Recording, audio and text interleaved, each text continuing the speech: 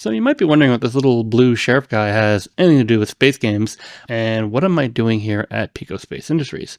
Well, let me tell you that I am trying to learn game development, moving from being a modder into an actual game developer to eventually make my own space game.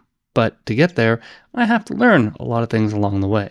So I got these little capsule things here from K. Lewisburg at K-Kit. Basically, they have a Patreon. They also have a page where they have a lot of stuff, but they have a bunch of little things you can get, and there's a couple little freebies if you know where to look. And it's these two guys here. Now, while they're really cool, they're not animated. The idea being is a lot of people will make a player and it'll be like this capsule shape.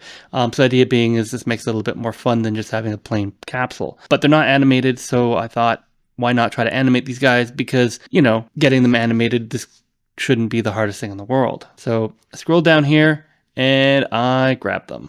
So I got this guy, I uploaded the GLTF thing, and it came in here to Blender. If we look here to render image, yeah, it actually is there. He is colored. I don't know why he doesn't show up here colored. I'm sure there's reasons. And basically, I then made this little armature here, and I attached the guy to the armature using this parent automatic weights thing. And then I had him weighted to the armature. A few little things had to be fixed to make it work. But then I went over to animations, and basically, if I go here, let's do a walking. I basically had it where I moved the things and made the changes to it. And it just, it worked, and it seemed to do pretty well. I then figured out how to make additional ones. I don't know what I was thinking when I was making this guy. Is it going to go? No, he's in walk mode. I don't know why, but sometimes it gets strange. Maybe I have to go here and say walk. Nope. Not sure why he's not walking. Is he walking now? Yeah, he's walking now. Okay. And then go head attack. There we go. Yeah, so he's got his head attack, and he shakes his head after attacking. He has an attack with his bum. I don't know what I was thinking. It's supposed to be a kick, but he didn't have feet. So I was like, okay. And then I have it where, he dies. Oh, he's dead already. There you go. He goes, oh, and he dies. And then I have it where when he's dead, have it there. And he just sort of goes like that. And then I also have an idle one, which I need to add into this guy here. It's into the second one. I added it when I realized I needed an animation for just sort of standing around. But yeah, no, this worked out relatively well. And if we go to render an image here, we'll see that he's dead. There you go. So I did this with the other guy. However, the other guy, I had to come up with a few other interesting solutions. Now, somebody on the KCAP forum, when I posted this initially, said this was absolutely what they wanted and needed. So here they are using the capsules in Unreal, and they've added the color in, and it looks really good. They even went as far as to put it into the game they're working on, which you can see a whole bunch of other KKit items, which include those robots, which I'm going to be using in the next game I'm making, and the capsule that I literally just did the animation for. So absolutely cool. Now, when it came to the second guy, I had to actually go and do quite a bit of texture painting to ensure the arrows follow along with the animation. Because when we look at, can I do the attack head thing here? No, it's going to get stuck. I don't know. Sometimes it only wants to do one animation. I haven't quite figured out how to change that sometimes.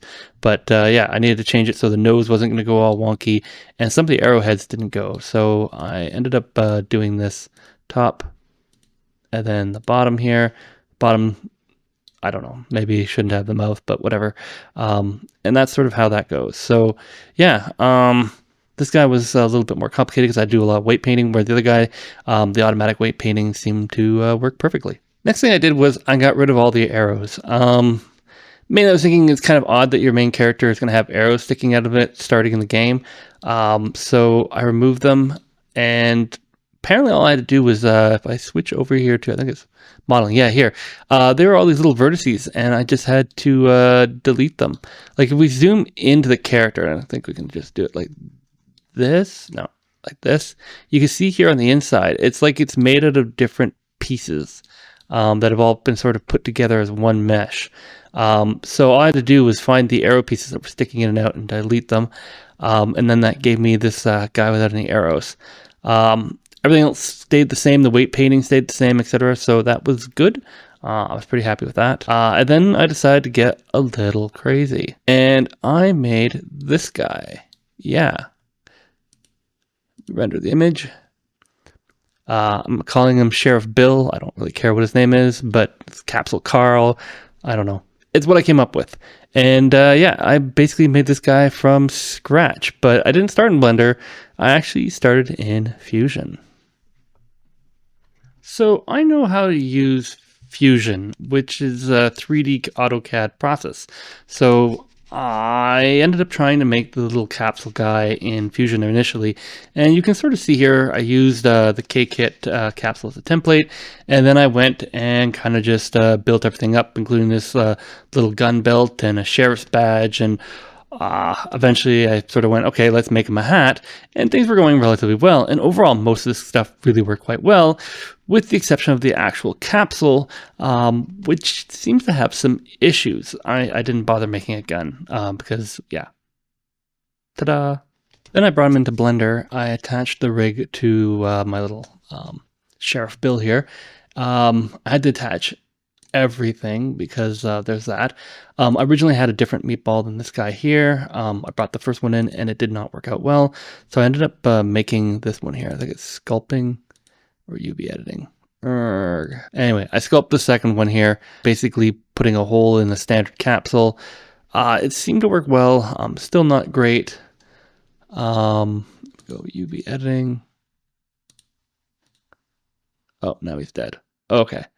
And yeah, so I had it where I basically attached the armature to it.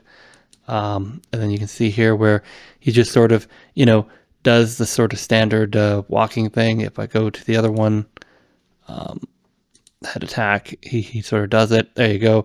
So it all seems to work relatively well. I don't know why the screen's upside down.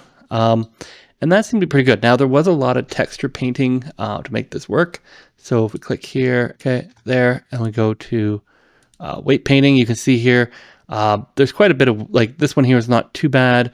If we go to the different things, you can see I have different weight painting on them for the 3 bones. So for example, we go here, let's pick something. Click here. Let's pick the gun belt. That's probably a good one. And we go weight painting because this was the most challenging one. So at the top bone here doesn't do a lot of effect to it. But if we go to like the middle, there's some effect, and then the bottom also has an effect. I tried to keep them as even possible so they move along and they go relatively simple. I didn't want to get too crazy on it because I found that when you try to like different colors, they go nuts. So yeah, I did that, and I did the same thing for the holster, the badge, all the face things. That's why the face things move. The top is more connected with these eyebrows. The eyebrows are really connected to the top, whereas these eyes and the nose are sort of halfway, so they sort of do this cute thing. I thought it was funny. Anyway, the hat is obviously 100% at the top, so it's almost like it's sticking on there. And yeah, this guy ends up working quite well, and it's available for, I put it out as a GLTF and as a FBX, and it does have painting on it. I still don't 100% know how to get painting sometimes at work in this program, but yeah, it is colored. If we do hit the render an image here, and it's going to render out an image, and there you go. You still see some lines and stuff, so I may redo the capsule or pill shape again. I'm also maybe going to change the color of the guns. The guns are all like got white tops and they're red. I'm not loving it as much as I initially thought, but again, somebody could easily do some painting and change this guy to any color they want. So rendering this guy out took about 4 to 5 seconds. Obviously, I am recording the screen and stuff, so it's going to be close to 5 seconds rather than closer to 4 seconds. But you can sort of see here that I'm just rendering it with Blender so that it works, and we can sort of see this, and I can make cute little videos. The main reason I'm doing this is because as I'm going to be working on stuff, I'm going to be posting updates on the games I'm making, a lot more sci-fi and stuff. But in terms of learning, I wanted to learn with like some pre-made assets, then sort of look at making some of my own, look at getting some other assets and sort of seeing if I can get them all to work together so that when I'm making these games, I understand the whole development cycle through it. I'm not really planning on making a huge number of tutorials, more like dev blogs and stuff like that. If there's something that you want me to show you, let me know in the comments. But generally, there's already a lot of videos out there for a lot of this stuff. And honestly, I'm just checking them out on YouTube as well. But if I do find something that I think is neat or I haven't seen before, I'll obviously make a video on it. But the goal here is to try to review some more space games and make some of my own space games so that people can enjoy it. And then obviously, watch this really slow rendering speed of a, I don't know, we're going to call this a peanut, a bean, being sort of rendered as an initial test, because going from here, I'm going to start animating some far more complicated items. So yeah, should be interesting to see.